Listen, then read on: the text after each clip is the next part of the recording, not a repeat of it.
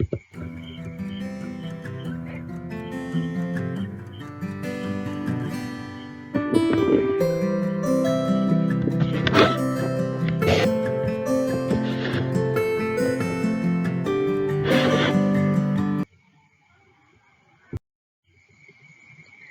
morning and assalamu alaikum, my dears. We are here for yet another session of Open Course Applied Language Skills. So, in the last class, we had already seen some tips on writing book reviews. So, today we'll be moving on, and I'll just give you a few tips or some common errors that usually arise in grammar and vocabulary usage. So, I'm your course instructor, Ms. Sajida, of the PG Department of English. So let's see what we have in store for us today. So first we have the subject-verb concord. You need to understand what is the subject-verb concord if you are to make your use of the English language error-free. Now the subject is the noun or pronoun that tells us what the sentence talks about. It is about what or about whom the sentence is talking about. And the verb represents the action in the sentence. So now what is concord or agreement? It means that the subject and the verb in a sentence should agree, should be in concord, should be in agreement, or should agree. Otherwise, the sentence is grammatically wrong. Now let's understand some of the basic rules of this subject-verb agreement. First, we have the rule 1. The most basic or the golden rule of any subject-verb agreement is the verb and subject must agree in number. Number meaning either singular or plural. If the subject is singular, the verb should be singular. If the subject is plural, the verb should be plural. I hope you all know how the singular form of the verb is portrayed. It's always seen with an S. Singular with an S. That's how you can remember it. Always singular verb forms have S. Plays, writes, sings, etc. Now the rule 2 is the number of the subject, singular or plural, will not change due to words or phrases in between the subject and the verb. For example, one of the glasses is empty. Here the subject is one of the glasses, not all the glasses. So one of the glasses, so it's again referring to, you have to look at what the sense is, what is implied, what the meaning is. So one of the glasses, the subject is only one glass. So singular. The bouquet of red roses. So the bouquet, it refers to one bouquet, not many bouquets. So we use the singular verb form. As I told you, singular verb with an S. So smells. Now let's see rule number 3. Subjects that are joined by and, the conjunction and. It uses a plural verb because and, of course, it shows that there are more than one verb subject involved. Subjects that are joined by either or neither nor use a singular verb. So that is another rule we have to note. So Radha and Meera, two people, right? So it's a plural, are coming home. Neither Akshay nor Rohit. So neither one. So again, it's about one person is coming home. My dad or my mom is arriving today. So either or, neither nor always have a singular verb. Rule 4. I'll be just rushing through all these rules because you know all these rules. So I just want to, brush up some common errors or these rules. You have already studied it in your A01 and 2. I know you are familiar with it, but just bear through. The verb in a sentence containing or either or neither nor agrees with the noun or pronoun closest to it. Neither the shoes nor the bag matches the dress. So here we find two subjects are there, shoes and bag. Since it's neither nor, we know we have to use the singular verb form. Here shoes is plural, bag is singular. So we used the singular verb form matches. Neither the bag nor the shoes match the dress. So either one means if both are singular, then of course you have to use the singular verb form. That was what we said in rule number 3. Here we are saying if one is plural and one is plural, which verb will you take? You take the verb you take the verb form of the subject that is closest to it. Okay, so in the first sentence, bag is singular, so you took matches, S, singular verb form. And in the second sentence, you have shoes, it's a plural, so match. Rule 5. When the subject is followed by words such as well as, along with, besides, not, etc., ignore them and use a singular verb if the subject is singular. So don't be confused if you see all these words as well as, along with, etc. Which is the main verb if it's singular, main subject if it's singular, use the singular subject, singular verb. Rule 6. In sentences that begin with here, there, the true subject follows the verb. Here are the chocolates. So here, there, when sentences begin with here and there, the subject is coming after the verb form. Got it? So the chocolates are plural. So you used are. There is a big puddle on the road. A big puddle. It's a singular puddle, right? So there is singular verb. Rule 7. When you use sums of money, periods of time, or distance as a unit, you use the singular verb form. 1500 rupees is a high price of money. 62 years is. Rupees, years, kilometers, we always use them in plural if it's more than one. But the verb form is always singular. In the case of words such as a lot of or some, again, don't be confused. If the noun is singular, take the singular verb form. You don't have to be confused if you see all of, a lot of, all of the cake. Cake is singular, so you took is gone.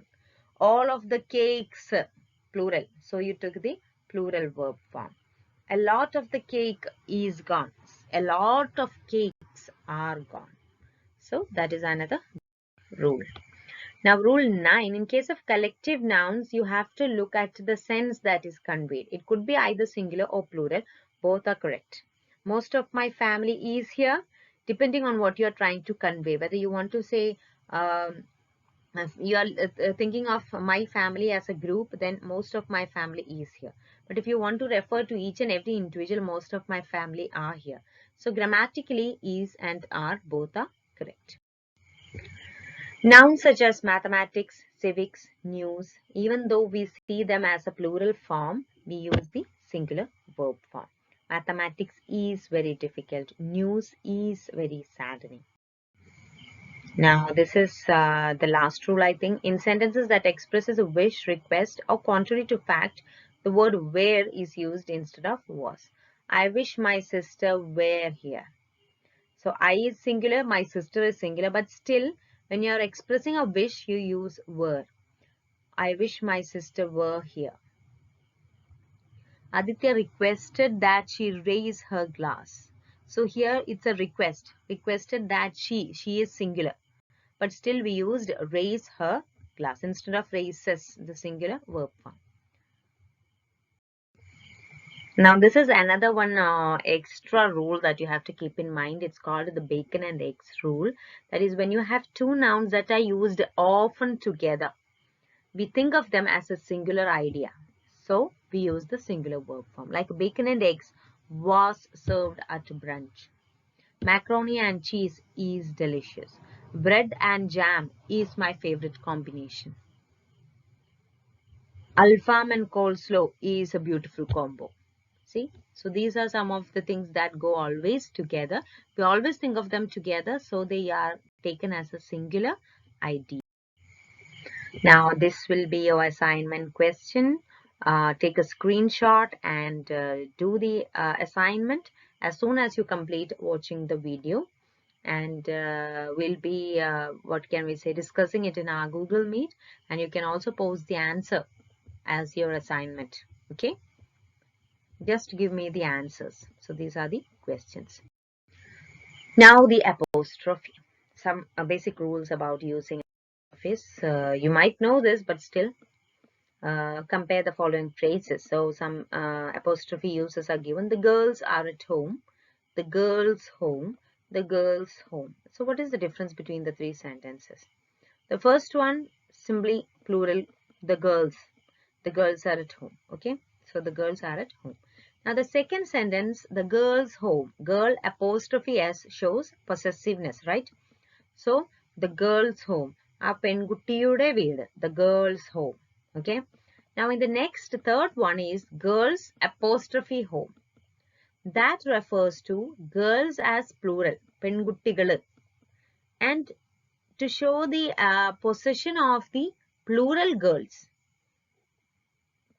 you don't repeat the S. That is girls apostrophe S. Instead of putting the girls apostrophe S.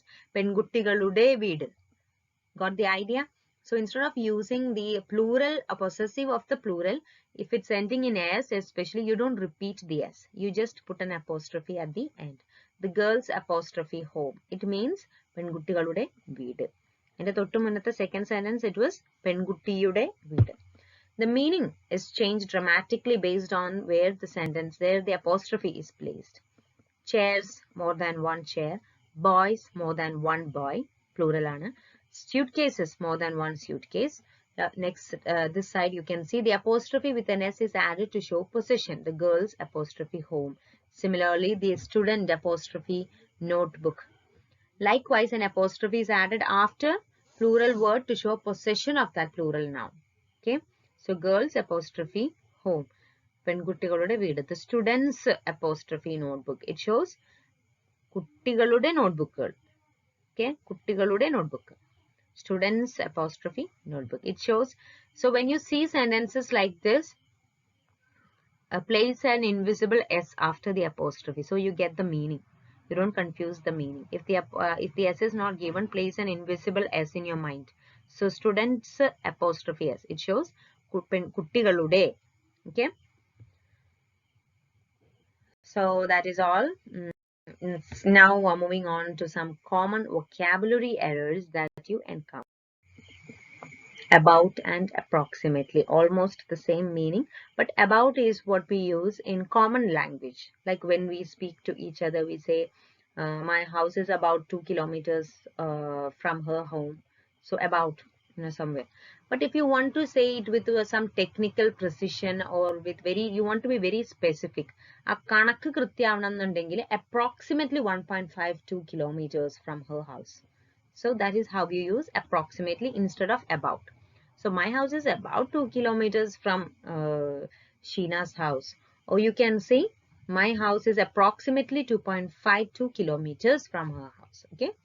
Now as to whether and weather, many writers often struggle with wordiness, that is using more than one words than necessary. Whether will often work just as well and be preferred over as to whether, helping in order. Instead of as to whether and whether, same meaning. The only difference is in as to whether you have the number of words are increasing. So that is very unnecessary. You can only use whether. Assure, ensure, insure. I hope you know the meanings difference. These are some words that you get, often confused. Assure. You assure someone, you encourage someone, you are giving them assurance, right? Ensure is to make certain. You have to ensure that the assignment is submitted. You have to ensure that you click the turn in button after submitting your assignment. Insure is the verb form of insuring something, insurance. Now compare to and compare with. Compared to, you use the term compared to when you're comparing two things that are quite different. Like compared to curly hair, wavy hair is very much manageable. So compared to. Compare with, we use it when you are contrasting very similar ideas. Very similar, very, somewhat alike ideas. Okay. Now currently and presently. Currently, right now, something is happening right now. Presently meaning soon. Odane. Ipo odane future la nadakum. So the speaker will be speaking presently. You say that because the speaker will be speaking after you speak. The main keynote speaker might be presenting or might be giving his speech after you conclude your speech. So that's not happening currently. Currently you are speaking. So after your welcome speech, the keynote speaker will speak, right? So you are saying the speaker or the guest of honor will be talking to you presently. Presently meaning in the near future. Currently meaning immediate. Okay. Now data is the plural of datum that you might. Now differs from and different from. One thing differs from or is different from another. One thing is not different than another. So you always use differ from.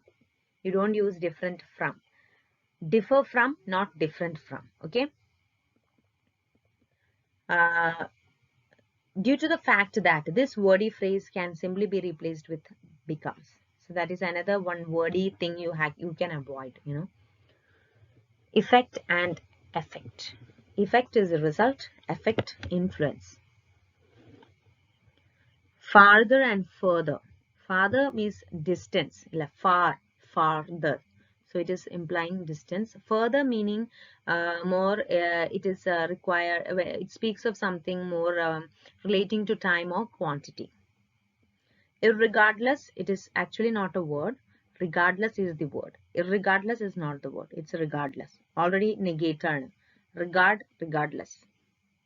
Where and which. Where refers to the physical location, which refers to the circumstance. Okay. So these are some of the vocabulary errors that you usually make. And before that, we had seen some of the more common grammatical errors that you always encounter. So I that is the end of our session today. So submit your assignments and then we'll further discuss the matter in your Google Meet. So thank you girls for your time and patience. Keep well.